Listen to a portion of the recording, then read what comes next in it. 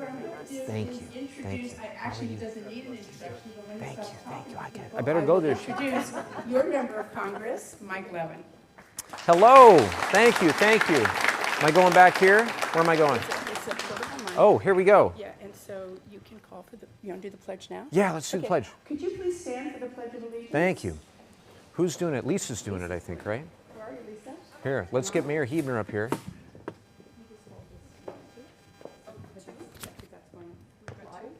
No, you're going to snuggle with me. We're close. We're good friends.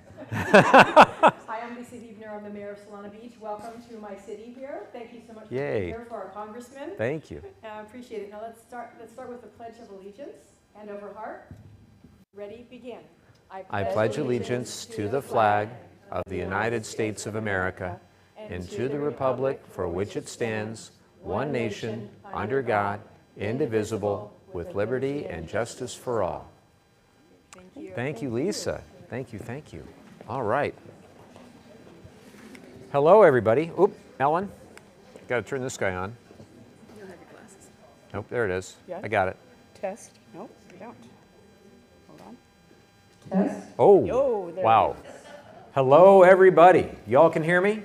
That's excellent news. How's everybody doing? It is nice to see everybody, and it is great to be with sane, rational people and not in Washington, D.C. I am very grateful to be back here at Skyline Elementary. I think this is the third town hall we've done here over the years. Very grateful to Mayor Huebner. I saw Jewel Edson is here. Who else is here from the council? Dave Zito. How you doing, Dave? It's great to see you all. Jill McDonald. Thank you, Jill. Do we have all five? I don't want any Brown Act problems here. No. Okay, very good. I am so grateful for the great leadership in this community. It's been a tremendous honor to represent Solana Beach, and I also want to thank our law enforcement and security team who are here that keep us safe, keep me safe day in and day out. I don't say it enough, but deeply grateful to you. Want to thank my team. They're in the back there for organizing today's town hall. And for all the work they do every single day across the district. Thank you, guys. And, I know that they put in a lot of work day in and day out to connect with you and to connect with this community. I'm very grateful. And just before we begin, I just want to extend a prayer both to the students and families and first responders that were affected by the shooting at Brown University just earlier this afternoon, as well as the families of the two U.S. Army soldiers and the American interpreter that were killed in Syria. My prayers are with all of them. Some of you know that when I first ran in 2018, I made a promise that we would do a town hall a month for as long as I had the honor to serve in Congress. And we've done that, and today is our 130th town hall, which is pretty crazy to me. When I look in the mirror, there are a few gray hairs now that were not there 8 years ago. But this morning we did our 260th house party, which is also pretty amazing. And we were up in Fallbrook, which is actually part of the new California 49th District. Very excited about that. We do all of this because the seat doesn't belong to me. It belongs to you. It belongs to the people of this community, the people of this district, and I work for you. So my big takeaway is always what I hear, what I learn from both the town halls and the house parties, and I'm looking forward to your questions. I do have a few things that I wanted to say before that, just a few brief updates from Washington, D.C. I'm all about getting things done. This year has been very difficult to get things done. And in my 7.5 years, I'm very proud of the fact that we've gotten 34 bills, all signed into law, all of them bipartisan. With the passage of the defense policy bill this past week, once it is signed into law, passes the Senate, signed into law, we have one bill in there for the Transition Assistance Program. That'll be the 35th bipartisan bill. There's also $90 million in there for Camp Pendleton. So I'm very pleased and proud of that. And we've gotten over $1 billion total for our district in 8 years, which is pretty incredible. If you go to our website at mikelevin.org, you can see a drop down of all the different cities. There's an interactive map where you can click on Solana Beach. And in Solana Beach, you will see about $11 million for a variety of infrastructure projects, but also you'll see $30.5 million for sand replenishment along Encinitas and Solana Beach for over 1 million cubic yards of sand. I'm very proud that we were able to get that to help widen the beaches, to reduce erosion, to protect homes, protect our local infrastructure, improve public safety, and protect our local economy. And just as important, that sand replenishment project comes with a 50-year commitment from the Army Corps of Engineers to come back and replenish the sand as needed. So it's not a one-time fix. It really is something for our kids and our grandkids. I'm very proud to have been ranked year after year as one of the most effective lawmakers by the Center for Effective Lawmaking at the University of Virginia, and one of the most bipartisan lawmakers by Georgetown University as well. And we're really just getting started. We've got so much that we want to do, but I got to be straight with you. Right now, all the progress that we fought for is under real threat. Too much of what we're seeing from this administration and from the Republican-controlled Congress is making life harder, not easier, for working families in this community and communities all across the U.S. Instead of strengthening the economy, lowering costs, expanding access to affordable health care, investing in clean energy and good-paying jobs, they're doing the opposite. And millions of Americans are worse off because of it. So this afternoon, I want to just highlight a few of the biggest things that I see in Washington, D.C., that I see facing our community and facing our country, and what I'm doing to fight back. Let me start with health care. Right now, you probably know this, but right now the tax credits that keep insurance premiums affordable for tens of millions of Americans are set to expire at the end of this year. And if Congress doesn't act, that means that premiums for many people are going to double or triple in 2026. The impact is extraordinary and the numbers are devastating. A nonpartisan study from the Kaiser Family Foundation found that a 60-year-old couple making $85,000 a year would see their health care costs increase by $22,600 a year if these credits expire. Here in California, 660,000 people would lose their health insurance because they simply could not afford it. Nationwide, it's more like 4 to 5 million Americans will be priced out of coverage entirely. And it's not theoretical. I have heard from countless constituents. 100, 200, 300 of you have written in with your stories, and I've spoken with scores of you, and you've told me stories that are truly remarkable. In one case, I spoke with a recently retired 62-year-old teacher who is now going to have to take Social Security early because their premiums are going up by $700 a month. In another case, I spoke with a 52-year-old mom. Between her 51-year-old husband, and their 2 kids, 17 and 18 years old, their bills will go up to over $55,000 a year. And she asked me whether it's worth health insurance at all, or whether she should just have no insurance and declare bankruptcy in the event that they need medical care. I spoke with another woman in Oceanside, 60 years old, lives by herself, and her premiums go from $300 a month to $1,400 a month, and she's worried that she will not have enough money for rent, food, and health care. Those are all real stories from our community, from our congressional district. So it's dangerous. It's totally unacceptable. What it means is that families are going to be forced to choose between paying for health care or just getting by. It means that parents are going to pay hundreds more each month just to send their kids to the doctor. And for some people, it means skipping care altogether. It means people aren't going to get the treatment that they need, the testing that they need. Some may even die as a result of not having health care, not getting the preventative care. So for months now, Mike Johnson, you've all heard of Mike Johnson, right? I call him the deputy speaker. Trump is the real speaker. I call Mike Johnson the deputy speaker. He has refused to negotiate with us in any meaningful, good faith way to extend these credits. And there's only a couple weeks left to go. In fact, next week is the last legislative week in Washington, D.C. Monday through Friday next week, and that's it. And my Republican colleagues refuse to act. So again, let's be clear about this. If these credits expire and millions of Americans lose their health care as a result, this is a crisis entirely of the Republicans' making. We have tried at every step to extend these credits. Next, let's talk about something that's very important since we're near the Pacific Ocean, and that's offshore drilling. So a lot of people choose to live in Solana Beach because of the incredible coastline.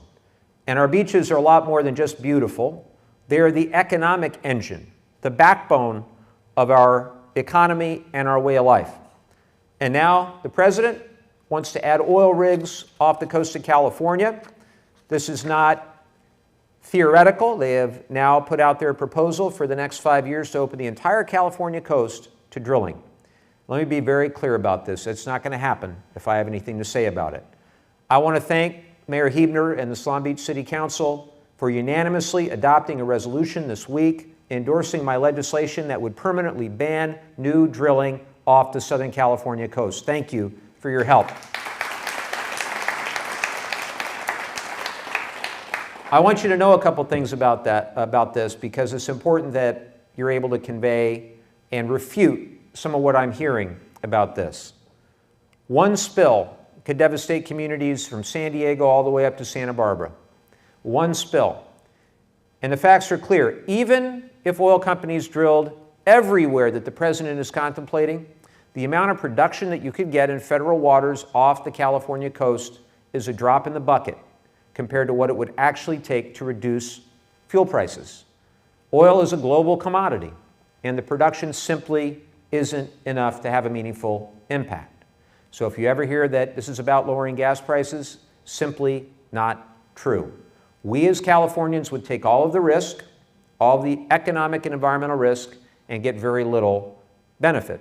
The benefit would go to mostly out-of-state fossil fuel companies. Our wildlife, our small businesses, our economy, recreation, fishing, tourism would all be put at risk, while the oil would be sold on a global market with no impact on what families locally pay at the pump. And since we're talking about oil, I want to address something else, and that's the situation in Venezuela. The Trump administration has claimed that its recent military strikes were about stopping drug traffickers. But when you look at the facts, the story doesn't hold up. Venezuela is not a major source of drugs entering the United States, but what it does have is the largest proven oil reserves in the entire world. When you combine that reality with Trump's history of saying, take the oil, you've heard him say that, right? And when the oil tanker was seized, what did he say? Maybe we'll keep it. We'll just keep it. So no matter where you fall politically, military force should never be justified with a story that collapses the moment you check the facts. And the administration needs to explain its true rationale and fully explain the legal basis for this operation. And if legal lines were crossed, and it certainly appears they were, that demands a bipartisan response, not silence from my Republican colleagues. And I continue to believe for a lot of reasons, several reasons, that Pete Hegseth is unqualified to be Secretary of Defense, that Pete Hegseth should resign pending a full investigation, and that he should be held fully accountable, both domestically and internationally.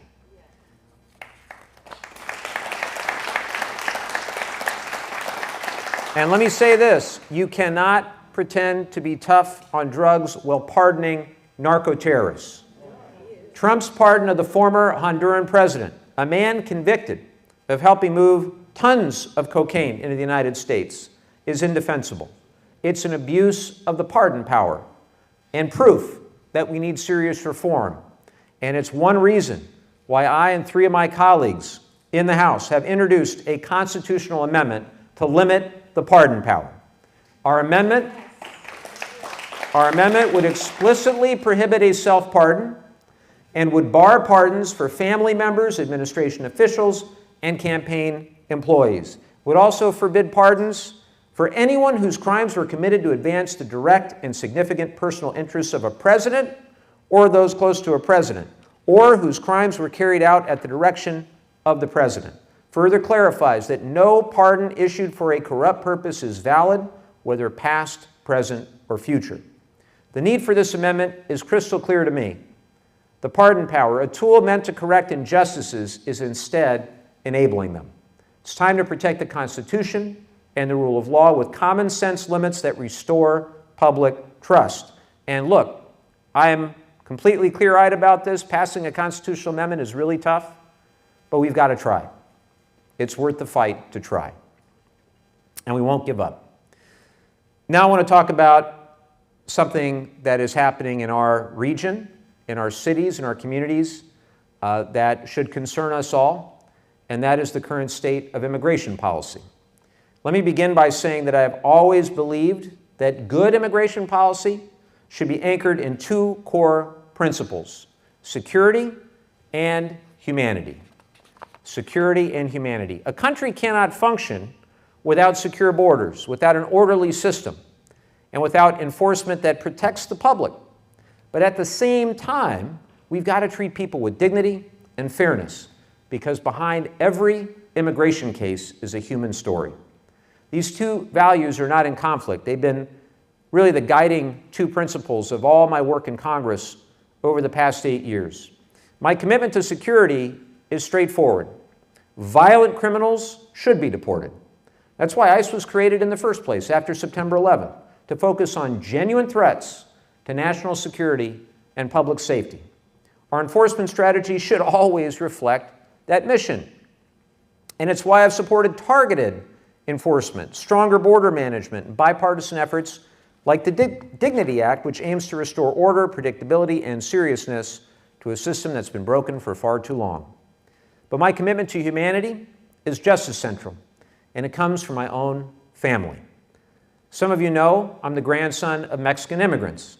My mom's parents, Rosendo Bringas and Amalia Castaños, came to this country in the 1910s as kids. They didn't have any money, didn't have any connections here. I think my grandfather had one aunt that he knew in Arizona. That was it. They didn't speak English. They didn't have any formal education. They were incredibly determined, though, to make a better future for themselves and for future generations. They built a small business from scratch. They put all 5 of their daughters, including my mom, through college, even though they didn't even didn't graduate from high school themselves, neither of them. They believed very deeply in the promise of America, and their kids then had 11 grandkids, and now their youngest grandchild is a member of the House of Representatives. That's how it's supposed to work in the United States of America. But I worry today, and I often wonder what Rosendo and Amalia would do today. What would they do today? What would they have experienced if they chose to come here, which I don't know if they would or not? What would they have experienced upon arriving here? What would they encounter today? Which leads me to the troubling events of the past year. So far in 2025, ICE has made nearly 5,000 arrests in San Diego and Imperial counties. And according to newly released government data, 58% of those taken into custody by ICE had no criminal convictions or pending charges. Many had lived here for years, in some cases decades. They held jobs, they raised families, and in many cases were trying to comply with legal requirements to stay. Nationally, 73% had no criminal record, and 5% had violent convictions, and that's according to the Libertarian Cato Institute.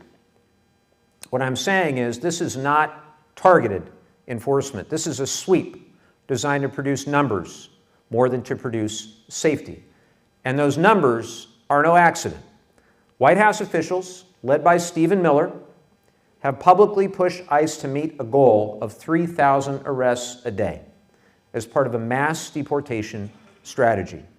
That figure has been cited in internal meetings and on national TV. Of course, the administration has since tried to deny that the quota exists, but agents and public reports tell a different story. Pressure from the top to chase arrest totals. Pressure even when that means going after people with no criminal record at all. Folks, this is not the America that my grandparents believed in. It's not the mission even that ICE was created to fulfill. And it's not what most Americans want. So I believe that we've got to refocus on both security and humanity. And the government can enforce the law without abandoning decency. But we need a secure immigration system. But it requires enforcement grounded in reality and humanity, not fear. A strong country does not hide what it is doing. What I have observed this past year is cruelty, packaged as policy, sold as strength, and defended with falsehoods. And we all deserve better than that. Thank you. Finally, I want to talk about trust in government some more, or the lack of trust in government. I think one of the biggest reasons that people have lost faith is because it feels like politicians are always in it for themselves. And too often, my experience, they are.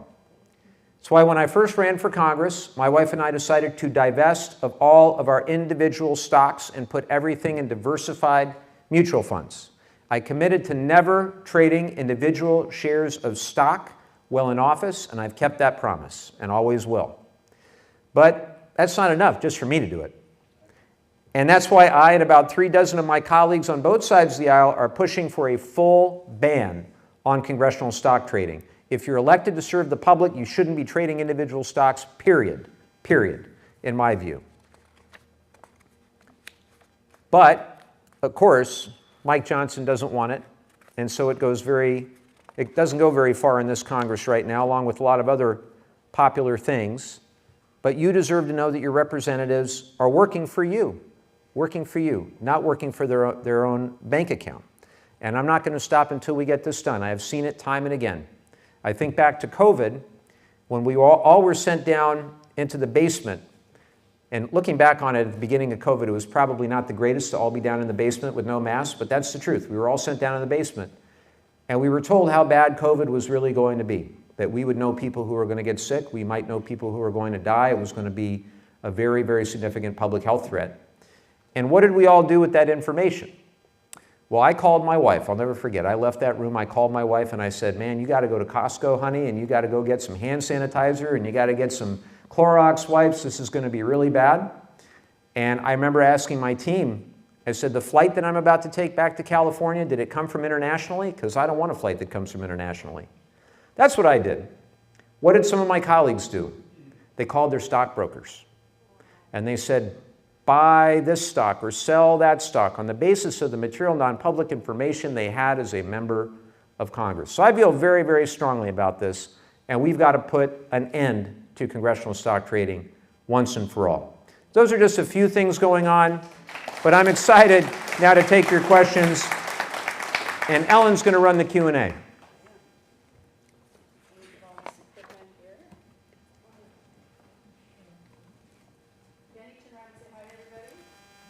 Hello.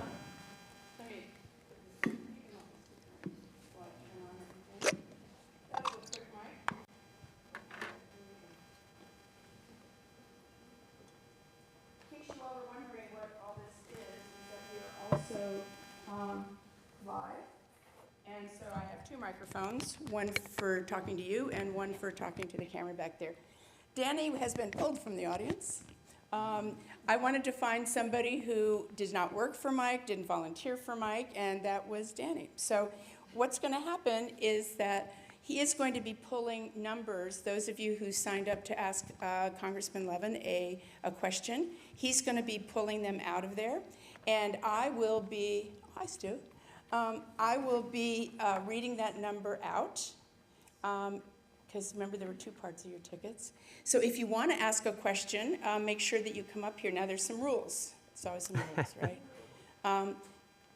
You can ask a question. You have 30 seconds to ask a question. This isn't a time for you to talk to Mike about your story. He doesn't necessarily need the background of it. Just ask your question, and then he has 3 minutes to answer the question. And Misty over here, wave your arms around. Okay, she is going to be letting you know when your time is up, and also letting Mike know when his time is up. Because turnaround's fair play. She's tough. Turnaround's fair play, right? That is. Okay. When you come up here, you ask 1 question. Because we want to give, I know some of you probably have 5 or 6 questions. You pick your best, because we want to make sure everyone gets a chance to ask a question that wants to. If you had a question and your number isn't called, you can send that question to info, I-N-F-O, info@mikelevin.org, and we'll answer it. I'm not going to answer. Oh, I said we, didn't I? Oh, You're going I to don't- answer. Yeah, they will answer it. not me. Perfect. We'll answer. We'll Yes, answer. they'll answer it. So when you come up, make sure you say your name and your city for Mike. Okay? Questions about any of that? You may not touch the microphone. Thank you, Cindy. She asked if she could touch the microphone. Yeah. Ellen said, you may Yeah. not touch the microphone. You may not touch the microphone. You're going to want to touch the microphone. You may not touch the microphone. You're going to try to put your hand over mine and take it away. You can't do that. I'm stronger than you. Don't try it. Yeah, okay. So, are you ready? I'm going to need 3 of those, please. And then you can sit right there when you're done. Okay. Can I just read the last 4, I think? All right, just give me a break. Okay. 2502, 2526, and 2498. All of you, if you have that number, come on up here, and so that we can go to the questions, boom, boom, boom, okay? And why don't we take, yeah, you can sit down. I'm going to do one more in case one of those doesn't really want to ask a question. 2552. We started, yeah, come on up. Yeah. Don't Give be me- shy, everybody. Come Yeah, on. come on up. Yeah, I mean, you know what? You We're gonna snooze, you start lose. calling on I'll people. call on another. Okay. Oh, I don't care. I do trust you. You look trustworthy. Okay. Okay, go ahead with your name and your Hi, city. my name is Mary Wurges. City is Solana Beach. Great. First, thank you for representing what are my concerns. But you. my question is, and I don't know if you've been asked before, if you could find a bipartisan bill so that no congressman is paid salary when the government is shut down. Amen, Mary. Yes. So there's good news and there's bad news. The good news is we have that bill. It's called the No Budget, No Pay Act, and a number of us are on the bill. And they do this in California. By the way, let me tell you how ridiculous this is. On the Friday, let's see, it was Friday of Halloween, right around Halloween, I think, October 31st, October 30, 31st. All of us members of Congress got paid unless we proactively wrote House administration and said, don't pay us, which I wrote that letter, by the way, and said, do not pay me. Now, our staff didn't get paid. So think of that. You had hundreds of members of Congress who took the pay. Well, their staff got nothing. What kind of boss takes the paycheck while their staff gets bupkis? I mean, that's ridiculous.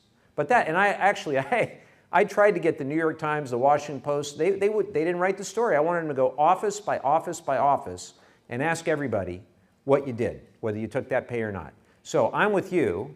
Now, what's the bad news? It may not be constitutional because Article 1, Section 6 of the Constitution spells out that members have to get paid. So we're going to try anyway. This is one where I think it would be worth the effort. Because in California, we haven't had a single real budget crisis since implementing a similar policy where members of the Assembly and the Senate didn't get paid if they didn't get a budget done. I think it would wake up a lot of my colleagues. I'll just say that. It's a great point. Okay, 2533 and 2539. I don't need to see your ticket. I mean, look at that face. Okay, good. Hi, I'm Kathleen Sullivan from Del Mar, and I'm a healthcare professional. I want to be as respectful as I possibly can be, but I think we're all aware that our president has dementia. And that's really a very scary thing. And it seems like there's somebody behind the curtain pulling the strings, and it's not him. What can we do, or what can be done about that?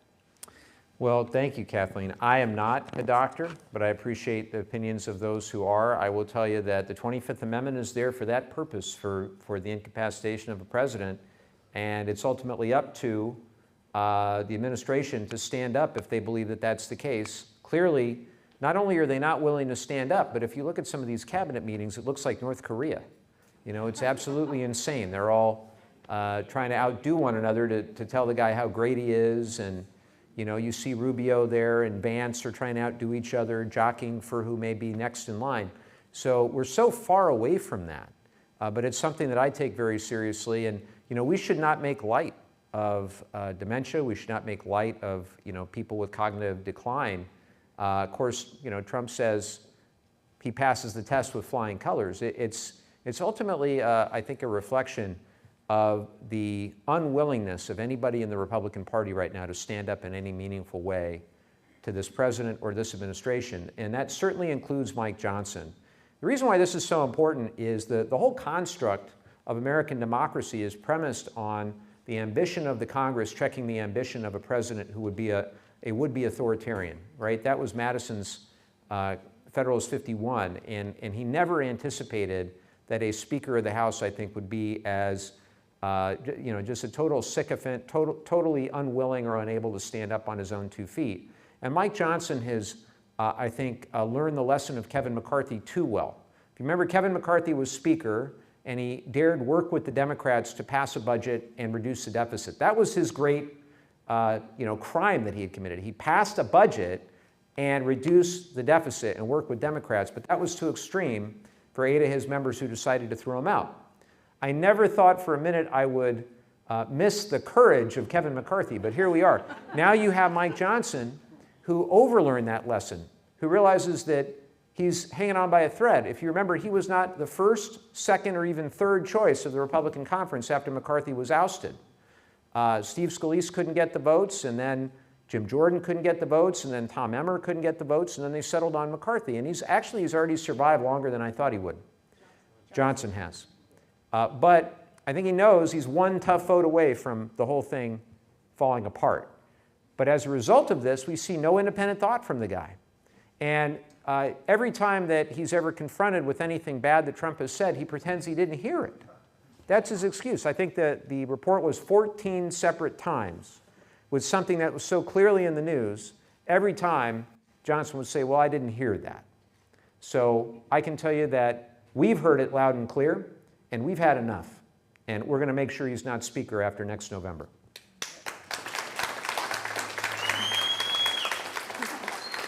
(2549), 2500, and 2494.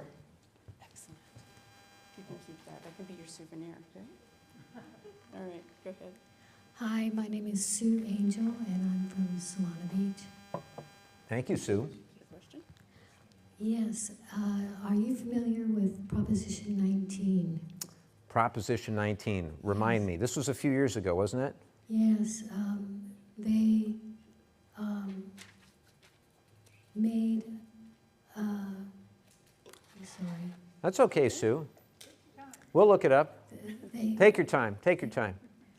they voted it down, and it got passed anyway. Huh.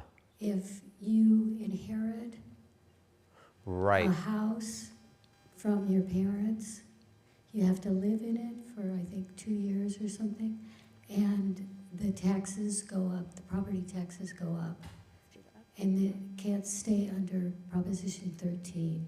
And it was voted down by the people, and they passed it anyway.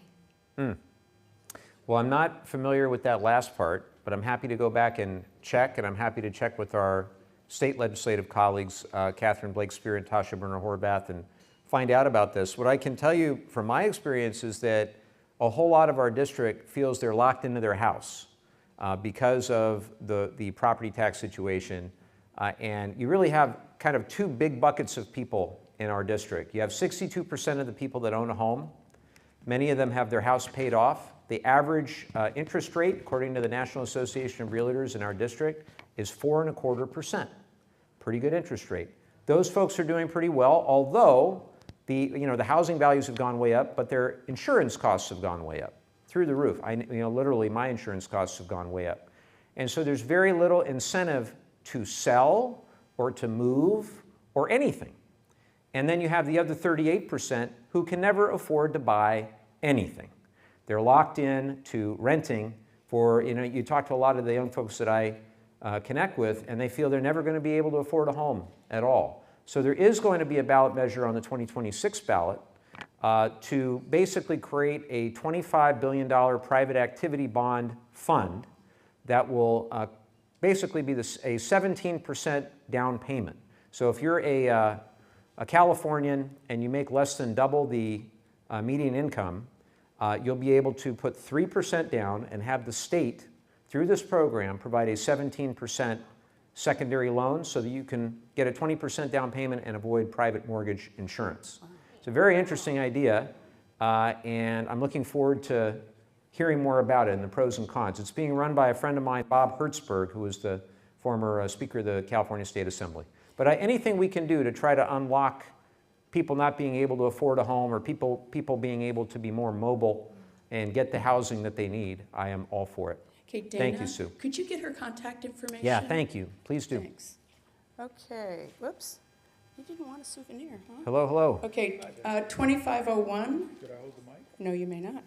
And 2542. Nice try. Hello, She's Congressman. tough, man. You tried. You tried. I'm David Hayes from Encinitas, California, sir. Thank you, David.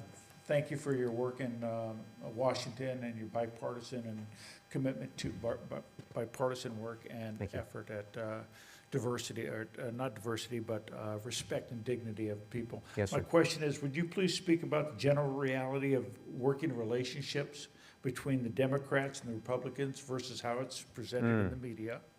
And then, do you think the Republicans are beginning to stand up against the president? Not yet, David. It's so, you know, I'll level with you. I have a lot of good friends on the other side of the aisle, and it's tough because I wish they would stand up more than they are. So many of them know what is happening now is not normal. It is not acceptable. It's anathema to many, many decades of a post-World War II international order and domestic order where, you know, America is a leader in the world and we promote democracy and we're the good guys. We're on the side of the good guys. And, you know, I have colleagues that may stand up on one issue or another, but they're worried. I had, in the Appropriations Committee where I sit, we have the power of the purse. That's how the framers intended it. It's right there in the Constitution, Article 1. Section 9, Clause 7 says we, the members of Congress, have the power of the purse. And so I offered an amendment in appropriations that I thought was pretty benign to reaffirm that clause of the Constitution. And to give you an idea, it's literally on the wall. The clause is engraved on a plaque on the wall of the Appropriations Committee. And so in introducing the amendment, I just pointed to that. I said, I'm here to vote up or down on whether we want to affirm that. And it didn't pass. None of the Republicans voted for it. And then after, you know, these are one of these long appropriations markups. They go for a long time. Maybe 11, 12 at night, I was across the way having a bite to eat, and one of the senior members of the Appropriations Committee, Republican members, came up to me. This is someone that you've heard of, so I'm not going to use his name because I don't want to get him in too much trouble. But he said, you know, most of us agreed with your amendment. I said, well, then why the hell didn't you vote for it? And he said, well, you got to understand where we're at. If we get sideways with this administration in any way, shape, or form, Mike Johnson does not have our back. And we're one tweet away from losing our job. And to him, I said, so? What, you know, what's the point of running? And he goes, look, even if we were to leave this job and go into the private sector, we want to be, many of us want to be employable. And if we're perceived as not being willing to play ball, this is how he put it, play ball with this administration, that's going to make life tough. And they're going to go after my family and go after, my house and all this. But I'm just letting you know, I'm just telling you what this person, who I respect, told me. I don't know how to crack that code, but that's really what's happening behind the scenes. And as far, what was the second part of the question, sir? Are they standing up? Well, I guess I answered that part too. Not really. And the ones who are retiring, they refuse to stand up because they want their private sector career, right? They want to be able to go and hobnob with these guys in the Trump administration. So that's where we're at. Can I say one more thing? I don't want to go over time, but the courage of members of Congress will go up as the president's approval rating goes down. So he's right now between 36 and 41%. If that goes down below 35, courage will start to build. That's my projection. Hi, I'm Caroline Matthews. Solana Beach is where I live and work. Great. And thanks for, oh, thank you. Thanks for your work here. And as you probably know, I have the pleasure to work at a nonprofit here in immigration. So I have had the pleasure recently of going down to the San Diego field office and having my clients unconstitutionally arrested and detained for anywhere between 5 days and months. So I would love to hear some thoughts about people from this district, and obviously Scott Peters district, which is not your purview necessarily, but what we can do for these constituents and how that interplays with kind of a lot of what you're saying as I'm going down and working through DHS and ICE and hearing a lot of, it's the higher-ups, how to navigate that as a concerned citizen, like I know a lot of the people in this room are. First, I want to thank you for all the work you're doing. I can only imagine it's been an extraordinarily difficult year. All I can tell you is right now, I think exposing what's happening, sunlight being antiseptic, I think is helpful. Communicating as best we can and using whatever oversight we have in the minority, we don't nearly have enough. Because the administration doesn't really care about the Republicans in Congress either. I would say the Republicans could, and the Republicans have no desire to have any kind of real oversight or use their subpoena power or their ability to call in witnesses and ask tough questions. You can't defend the indefensible. And I don't know if you saw Kristi Noem go in yesterday to the Homeland, or 2 days ago to the Homeland Security Committee. I was so proud of my colleagues on that committee. They did an amazing job, and I told them so. And what you saw was just a basic lack of humanity from Kristi Noem. Somewhere in her, maybe there once was humanity. I don't know where it is now. And you have Stephen Miller, Kristi Noem, and Tom Homan. And of course, Noem and Homan are fighting one another because the rap is that Noem isn't tough enough. They're not hitting their quota of 3,000 a day. And if it's all about numbers and it's all about a show, then you're going to see innocent people hurt all across this country. You'll see families ripped apart. You'll see children. We just had a ProPublica story. One thing everybody can do is support good independent journalism. You can do that. You can support PBS, NPR, ProPublica, and the rest because their work really does matter. I will tell you one run-in that the San Diego delegation had, and I've talked about this and wrote about it in a Substack recently. By the way, I hope everybody follows us on Substack and all the social media, and we'll hand out how you can do that. But we went down a number of times in September and October and November. We were told we couldn't go to the Schwartz Federal Building, to the basement. And we had heard stories that there were 100 people, 150. We'd heard all these stories from the community. Finally, after repeated attempts, we were allowed down there.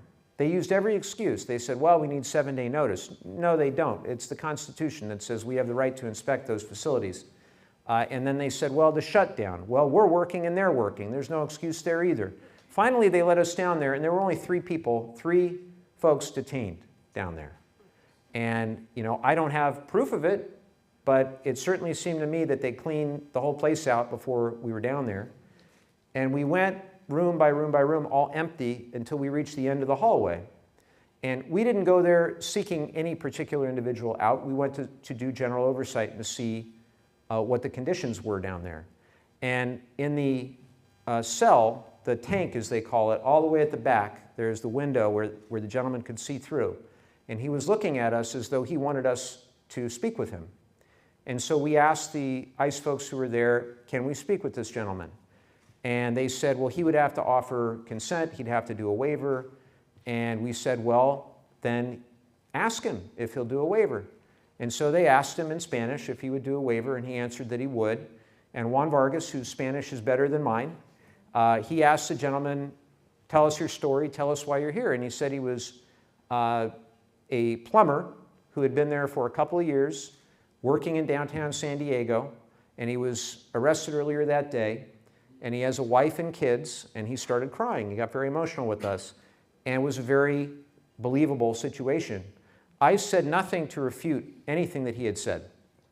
So we went outside after that, and after we walked around the rest of the place, and we were talking to the press, and we relayed the story of this gentleman that we'd encountered.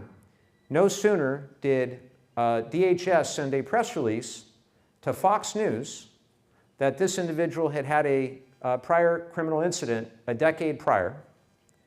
To this day, we don't know who's true and who's telling the truth. Either the gentleman's not telling the truth, or he was telling the truth. We don't know. But the point is, it was a distraction designed to take away from the fact that we'd not been allowed oversight for weeks and weeks, and that many people were being mistreated, not only there, but all throughout San Diego County and all throughout this country.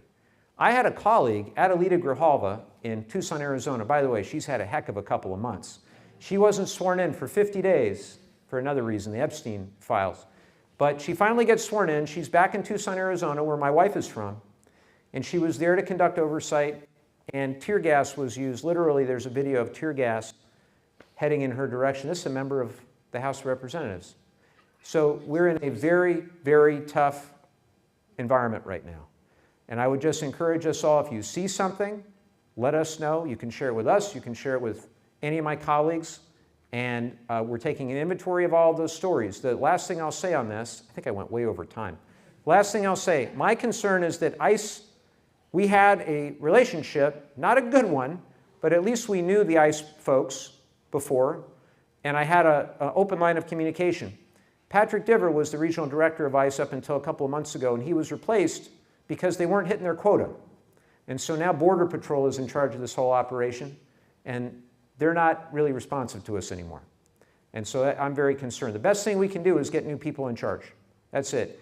And take back the Congress and hold hearings and use our subpoena power and conduct oversight the way the Constitution says we must. But in the meantime, I thank you for everything you're doing. 2516, 2536. Hello. Hello, Mr. I'll hold Sorry, it my for you. bad. Yeah. Hello, Mr. Carson. My name's Jared. Call me Mike. Call me Mike. Hello, Mike. My name's Jared Montera, and I receive health care through the VA hospital, the Jennifer Moreno one in La Jolla. All right. And currently, for mental health for veterans, we're looking at, if you apply to that, a minimum of a 6-month waiting period to even be able to speak to anyone, which they will mostly send you to community care, which has varying degrees of success instead of any counselors qualified for veterans-related issues, which I don't really know fully how to word this into a question, but obviously with the Trump... Ask him what he can do about it. Yeah, what can you do to fight the Trump administration's attempts to slash the VA? Well, first of all, Jared, I'd like to follow up with you personally. Thank you for serving the country, and I'd love to be able to try to help in any way that we can. And so, team, Sam, if you want to get Jared's contact information, please. What I will tell you is that this morning was very bad news. I don't know if you saw what the announcement was this morning, but they're going to lay off 35,000 people at the VA, all medical professionals all across the country, including hundreds right here in San Diego. I take very personally the good work of the VA San Diego and the Jennifer Moreno facility that we renamed after Jennifer Moreno back a number of years ago. Dr. Pearson I consider a friend, and the VA San Diego is in the new 49th district. It was in the prior 49th. I have missed having it in the district. We'll have it again. We are going to do everything to provide sunlight around this, to provide oversight, and I'm going to fight back in every way that I can to try to make sure that they don't gut the VA to privatize your health care. You fought for this country, and you deserve really great health care. And so at a time where you got to wait 6 months for a mental health professional in your experience, we should be hiring more people. We shouldn't be cutting more services. And the answer for these guys is privatization. They think that if they just continue to undermine and cost cut, and if they have people that leave, and all they did, now here's what they did this morning. Here's what the announcement was. They've frozen hiring. So they say, well, clearly we don't need as many people because, we're doing just fine as it is. But obviously your experience is that's not so. I'd love to work with you and help you in your situation. And as a member of the VA committee for 6 years, and now as a member of appropriations, including the VA subcommittee, I'm going to do everything I can to fight for every dollar. And we expanded care under the PACT Act. We finally covered the 23 conditions, respiratory conditions, cancers, for presumption from service in Iraq, Afghanistan, and Vietnam as well, for those who are exposed to toxic substances, and now they're going to undermine and gut that care. It's a disgrace. They talk a good game about protecting vets, standing up for vets, but then when you actually see what they're doing on the ground, it's the opposite of that. And the morale right now among the hospitals, the nurses, the medical professionals that I talk to, it's really, really bad. And it's very sad to me because we had been making great progress. And the VA did a tremendous job during COVID. They really did. Thank you again for your service, Jared. Hello. You can touch it, but Thank you you. can't have it. Hi, Jill She won't even McDonald. let the council member touch the I know, won't even microphone. let- Okay. Man, oh man. Jill McDonald, City of Solana Beach. Hi, Jill. So I actually want to follow up because I was going to ask this question because I live with someone who gets his care at the VA, and I know you've been very involved with Veteran Affairs, but maybe I'm just going to, what was announced this morning about the VA is happening in every federal agency in Washington and across the country is because DOGE was such a failure. Now they're, just eliminating positions that may be vacant or where people got promoted and it hasn't been filled yet. Right. So my overarching question is, after 4 years of this, where are we going to be and how are we preparing, to take back our country and restore the services that are being cut now? Tough question. Tough. I don't have an easy answer to that question other than to tell you that we're going to try as best we can to slow it down through communication, litigation, and then once we have those gavels back, legislation. And we're going to use every tool we have in the toolkit. I will tell you that I personally am on, I think, 23 amicus briefs right now for a variety of federal lawsuits, some of which we're winning and some of which the Supreme Court has gone the other way. But I am hopeful that the more we talk about what the administration's done with regard to veterans, or with regard to K through 12 education, or science, or public health, this is not where most Americans are at. And I know, living with a lot of people that voted for Trump in my general neck of the woods, not once, not twice, but 3 times voted for Trump, that they didn't vote for this. They didn't vote for this. They wanted their taxes lowered, or they had their own reasons, but it wasn't about gutting veterans' health care. It wasn't about cruelty to people. So I will tell you that I think public opinion is very, very important. Lincoln said, with public opinion, you can do almost anything. Without it, virtually nothing. And I think the public opinion is turning against this president. I think the same is true when it comes to health care. You're going to have 24 million Americans whose health insurance premiums are about to increase. And what did he say yesterday when he was asked about it? He basically said, you make it sound so bad. That was his answer. You make it sound so bad. And he said the reporter was fake news, right? So I think people aren't going to be buying it for much longer is what I'm trying to tell you. I think it is. I think it is. Now, there's 35% of the population, if the man said the sky is red and up is down and black is white, they would say, yes, the sky is red, up is down. But most people have 2 eyes, they have 2 ears, they're able to exercise their own judgment about what's happening. And he can say prices are falling, but if you go to the grocery store, they are not falling. He can say that everything is great. He said the economy is an A+++++++. What the hell planet is he on? This is crazy. It might be for his billionaires that fund his campaign, but for people who are trying to make ends meet, that's simply not the reality. We'll keep at it. Thank you. 2540. Good afternoon. Hi. Amy Bryan, Solana Beach. Thank you, Those Amy. of us working with our immigrant community are encountering something entirely new to us, which is a complete lack of hope.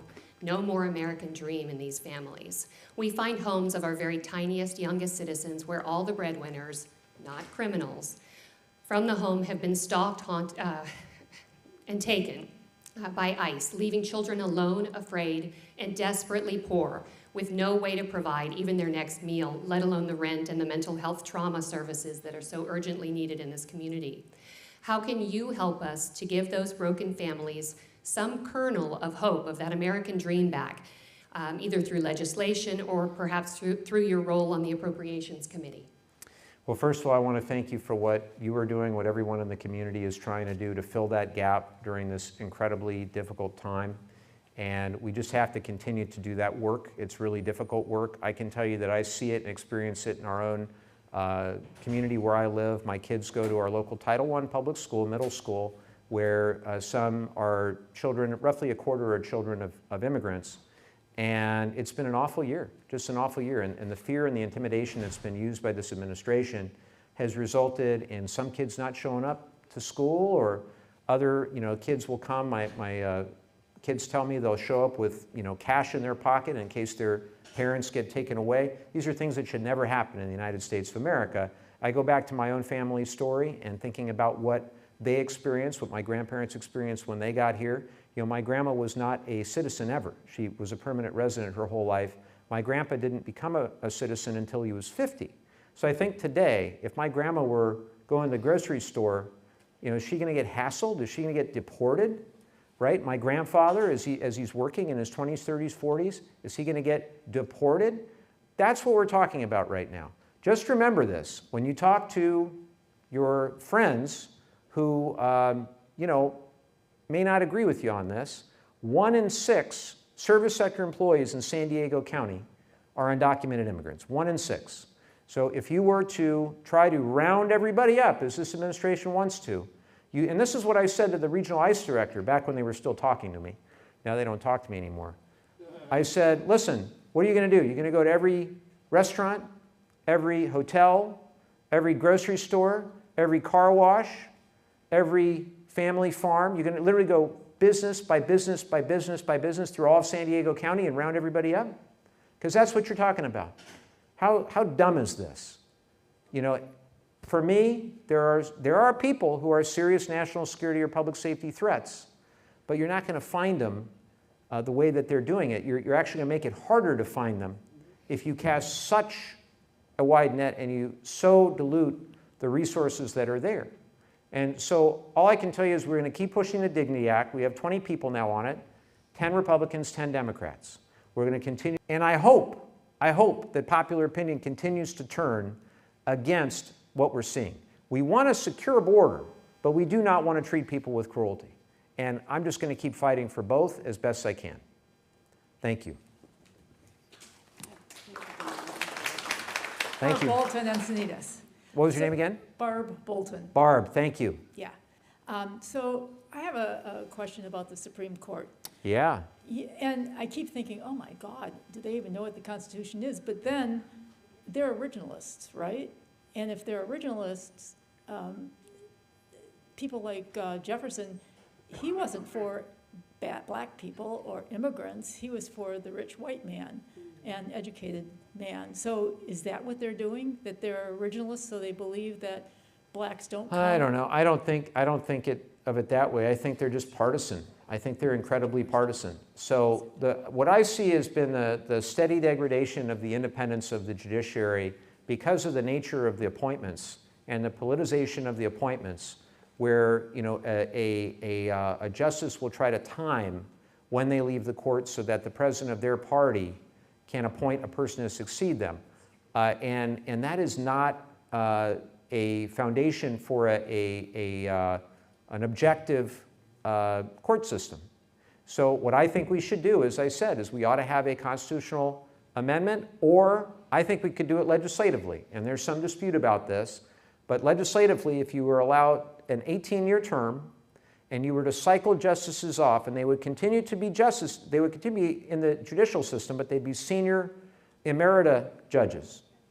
I think you could probably do it that way, and I think we ought to try, because as I was saying to somebody this morning, what's the worst that can happen? We pass this, it gets signed into law, and what is the Supreme Court going to vote down term limits for themselves? That would be quite a controversy, wouldn't it? So I'd love to try to see if we could do that. And I also think it shouldn't, there are 2 bills, by the way, that are dealing with this. One would not apply to the current justices. And the Republicans might be a little more open to that. I think it should apply to the current justices that have been there too long. And the other thing, the other day somebody said, well, you want term limits for them, what about yourself? Well, you can vote me out anytime. They're in there for life. They're chosen for life. And for me, I think that's, it's become way too political, way outside what the framers intended, whether Jefferson or any of the rest. 2521. Hi, I'm Christy Hendrickson. I'm here from Solana Beach. Hi, Christy. I'm a retired physician, and so I've been very concerned, though, about some of what's happening in our healthcare system in the country, and Yes. especially with RFK Jr. and the CDC. And I'm just a little curious about maybe what you hear, that's sort of off the record, from some of your Republican colleagues, and if any of them have the concerns that are what's happening at the CDC and with vaccine, the measles outbreaks in our country, and is there any chance that they're going to, impeach RFK Jr.? So these guys are not going to impeach anybody, just to be very clear. And I've been asked, well, why aren't you impeaching Hegseth and why aren't you impeaching this person? Here's the thing. What you need to know about the impeachment process is that it falls under the jurisdiction of the Judiciary Committee. The chairman of the Judiciary Committee currently is Jim Jordan. Any impeachment in the House of Representatives will go through Jim Jordan. He will make a mockery of it. And when we have those gavels back, I would encourage the then chairman of the Judiciary Committee, Jamie Raskin, to have full and fair investigations of all of these different people and let the facts go wherever they may. Now, with regard to RFK, the vaccines, I have not heard my Republican colleagues get antsy about that, at least to me. Maybe they're only willing to tell me so much. But what they are very upset about is cuts to the NIH, because that hurts their districts too. So when that started, when Doge and the rest and the indirect cost cuts to the labs, when all that was going on, I went to my colleagues from the major public universities. I asked my team, give me the list of the top 25 in the country and where they get NIH and NSF funding. And I looked for all the ones in the red states. And I went and I personally spoke to representatives from the University of Alabama, Tennessee, Georgia, Texas. I think that's it. And all of them, I said, hey, this is a real problem. And the University of Alabama, I think, is second in the country. So Katie Britt, of all people, has been a really great partner on that, really, on trying to save the NIH and NSF funding. Not that we've succeeded, but I think we're going to push back very hard on the appropriations in the House and Senate with this budget, assuming we can ever pass a budget again. By the way, January 30 is the deadline for yet another continuing resolution coming to an end and potentially another government shutdown. And my crystal ball is broken. I have no idea what's going to happen with this.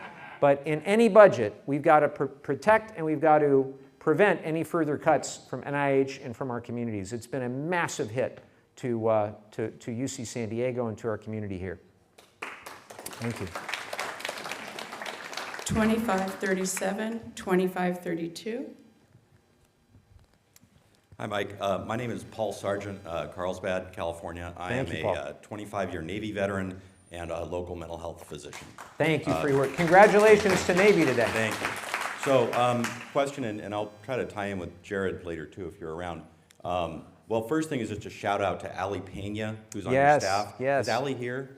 No, but we'll relay that, and it's on tape. This is great. Yeah, give her a shout out because she's helping me with an inquiry, and it really has to do with it's a healthcare problem. It's the other side of the insurance industry, right? Where premiums we're going to see going up, but what we see are the benefits are really getting cut, and TRICARE in particular is what she's helping me with. So as HealthNet transitioned to TriWest, they gave a unilateral 20% reduction in reimbursements across the board. Wow. And for mental health practices, now what you see is those of us who do take TRICARE and want to provide care for military and their families, we wound up stopping. We're no longer providing that service, or they become the lowest reimburser, and we're not able to pay the staff, keep the lights on, do the things with the lower reimbursement. So my question is really, is there something that can be done? Is there something that you could do that would help to hold more accountability on that, so we're not having these kind of middlemen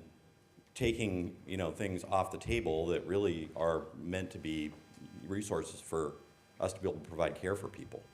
Well, the first thing I would ask is whether you'd be willing, and again, feel free to say no, whether you or Jared would be willing to share your story in a more public way, because I think more people need to hear it.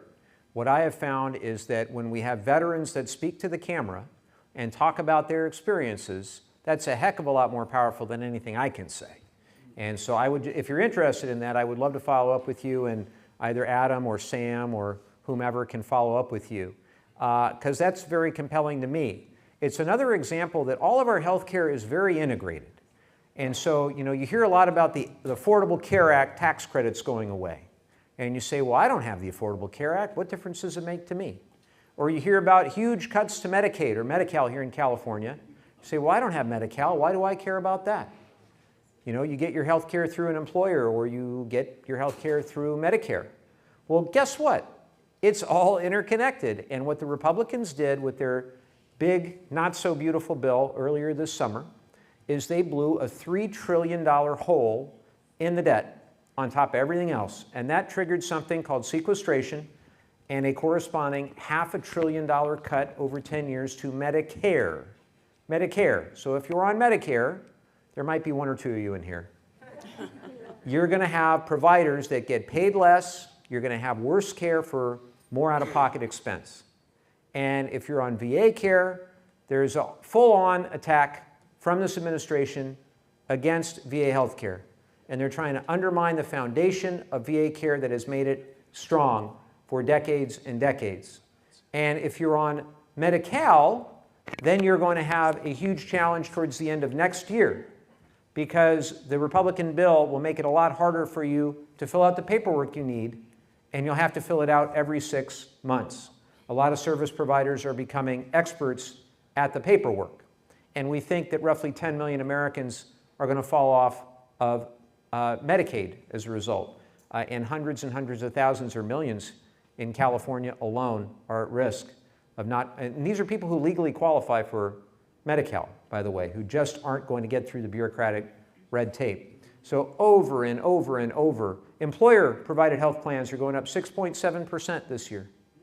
So the healthcare system's integrated. We all get sick. We're all going to wind up at that same hospital. And what I worry about is when people don't have health insurance, they're not getting the treatment that they need. They're not getting the testing. They're not getting the diagnosis. They're not taking the medication. And they wind up in the emergency room. And that makes the healthcare system that much worse for everybody else. So far, nobody's been able to defeat Father Time, right? We're all going to need a doctor at some point. And we all need preventative care. Here's the last thing I'll say about this. This really, frankly, has just pissed me off big time, which is that the Republicans are saying it's all fraud, right? They say that it's a third of the ACA is fraud. It's a bunch of garbage.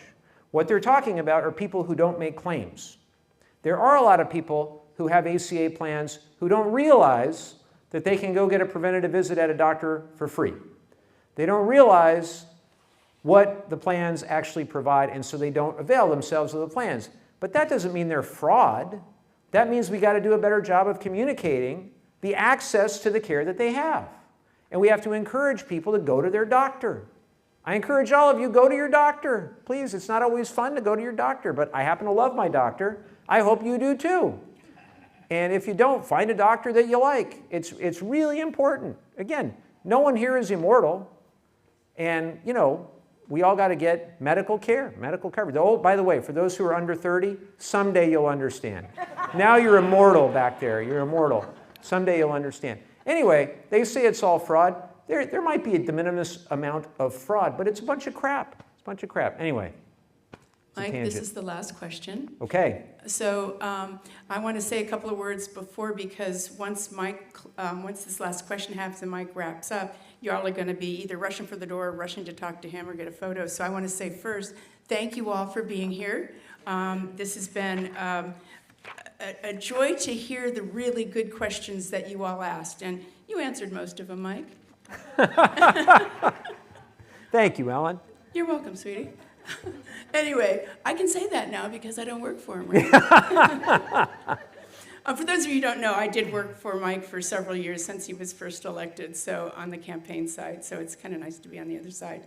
But really, we appreciate very much for you coming, for being concerned citizens. This is a holiday time. You have much better things to be doing, and so thank you for being here. Okay, it's up to you. Oh, hi. Don't, you may not touch it. Oh, okay. You can touch it, but you can't hold it. Oh, hi, Mike, I'm Bart Ziegler, Congressman. I want to thank you for your Hi, Bart. engagement, specifically with the San Onofre nuclear power plants, Edison's 2,000 tons of nuclear waste that sits on the beach. You have so much here to be engaged with. You have so many people you're responsible for. And the fact that you continue the fight for making people aware that these canisters that are thin metal are sitting on the beach with 25-year warranty because Edison has to make profit for its shareholders. So I guess my question is, how do you do it? And thank you very much, is all I can say. Well, thank you, Bart. And for everybody that has been following, we've been working very hard now for 7.5 years with the help of the community, trying to fight a path forward for not just the waste on our beach, but all across the country. There's spent nuclear fuel and no place to send it to, and it's symptomatic. What we have here in Southern California is symptomatic of a far greater problem. And so what we've done is we've rolled up our sleeves, created a bipartisan caucus for spent nuclear fuel, started a new generation of members thinking about this, what we need to do moving forward, and how are we going to do something different? Because the federal government got stuck on Yucca Mountain in Nevada. Have you all heard of Yucca Mountain? So it's been, the Yucca Mountain has been mothballed now since roughly 2009. You've got to replace it with something else. You can't replace something with nothing. So what is something new that we're going to do? You look internationally to what has worked in Finland, what has worked in Canada, what has worked in other places, and it's consent collaborative-based siting, where communities across those nations have considered the costs and benefits, economically and otherwise, and have decided to collaboratively consent to hosting one or more storage sites. And what we need to do in the United States is a consent-based siting process that involves tribal communities, local governments, nonprofit organizations, community leaders. We've started this process roughly 4 or 5 years ago with Secretary Jennifer Granholm of the Energy Department, and we've now continued it with Secretary Wright at the Trump administration. Might be the only thing that I agree with Chris Wright on is how to dispose of spent nuclear fuel, and that you've got to get the opt-in of one or more communities. And so we've gotten around $148 million since 2021-ish for this program, for the consent-based siting initiative. At the same time, some of that money has gone to the development of a dedicated rail car system to be able to safely transport, Bart, as you said, those canisters, not just from here, but from across the nation, to a repository or to a disposal site. That's called the Atlas Railcar System. And that's now been completed and is undergoing final testing. So I'm very encouraged by that. We have something called the Spent Fuel Prioritization Act, which says that once you've figured out the disposition of this waste, move the waste first from those sites with the highest environmental risk, the highest population density, and the highest national security concerns. And normally I like to be first. In this instance, we're first, and I don't like to be first because we've got 2 tons of waste right near the ocean, sea levels rising, earthquake faults off the coast, Camp Pendleton, very important military installation right across the freeway, not a good situation. You probably couldn't pick a worse place to put all that spent nuclear fuel. So that's a bipartisan initiative, as is our Nuclear Waste Administration Act, which says you need a single sole entity, not the Department of Energy, not the Nuclear Regulatory Commission, but a Nuclear Waste Administration solely for the purpose of handling spent nuclear fuel. For those who are interested, we've got a ton of information on our website about this. I'm proud of the work, but we really have a ton more to do. I co-lead the Congressional Caucus on this, and I'm on the Relevant Appropriations Subcommittee, Energy and Water Subcommittee, with jurisdiction over all of it. That's part of how we've gotten a lot of the funding for it. So we're going to continue that important work.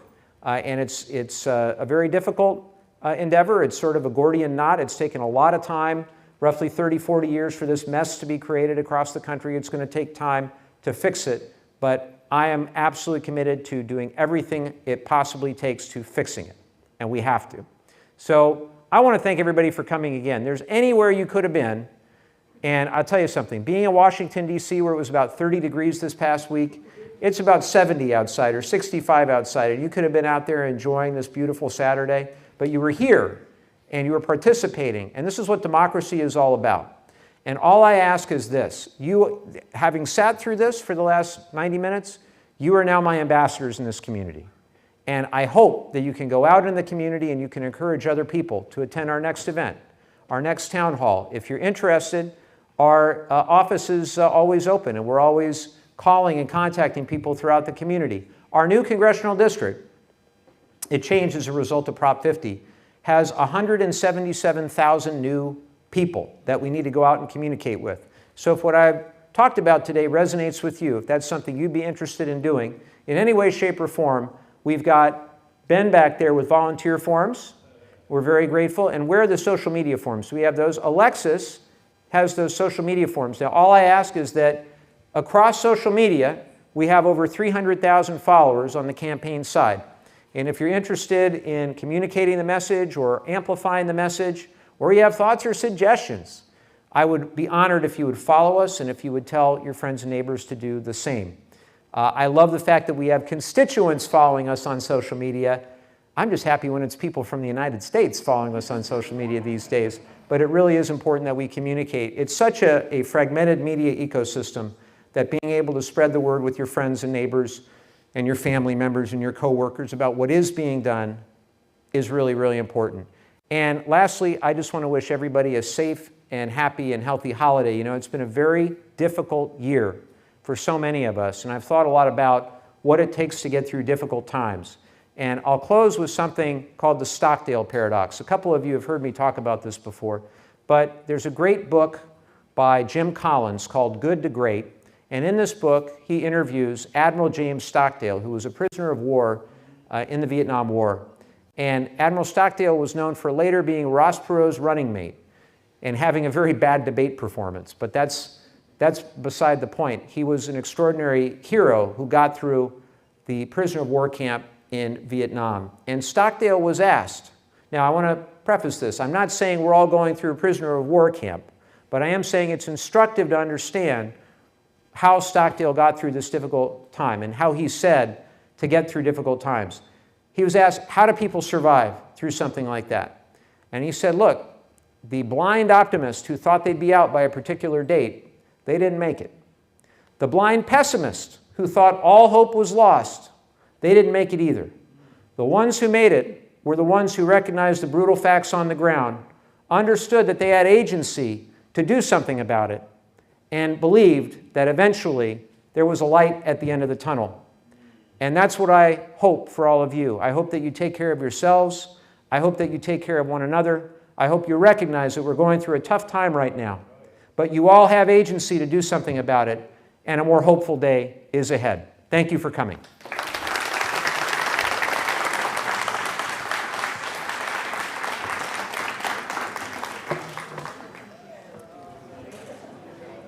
All right.